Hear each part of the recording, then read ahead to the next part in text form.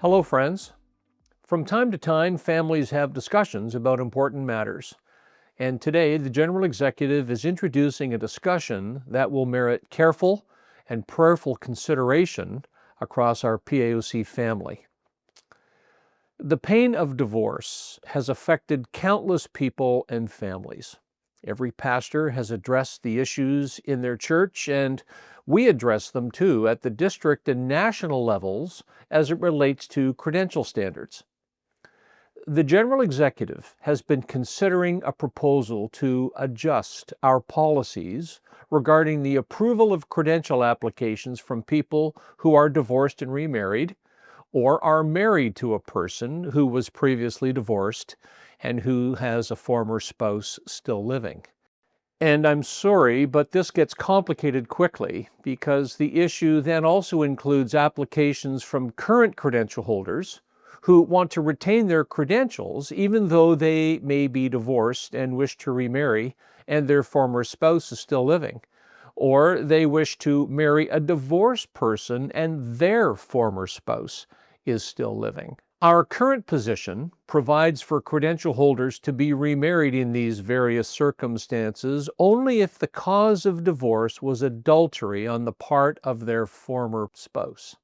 The proposal you are receiving offers some new ideas based on review of biblical texts and teaching, and offers support regarding additional potential causes of divorce, specifically abandonment of a believer by an unbelieving spouse, or domestic abuse against a spouse or a child, or divorce and remarriage that occurred pre-conversion, and proposes consideration that these additional causes of divorce be considered acceptable reasons for remarriage within our credentialing standards. We are also proposing that we reduce the current required waiting period following a divorce from 5 years to 3 years, and that this would be an appropriate amount of time for a person to remain single before being eligible to remarry. Please read this report and its recommendations,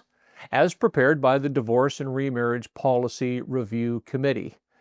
Please also review the working draft of what potential constitutional change could look like. Then please join us for a series of town hall meetings this fall where we will be discussing each theme and responding to your submitted questions.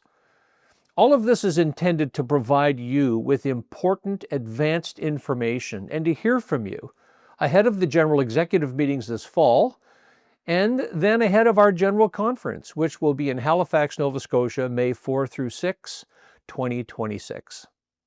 So, thank you for receiving this in the spirit that it is intended, and thank you for carefully and prayerfully reviewing this report and its recommendations.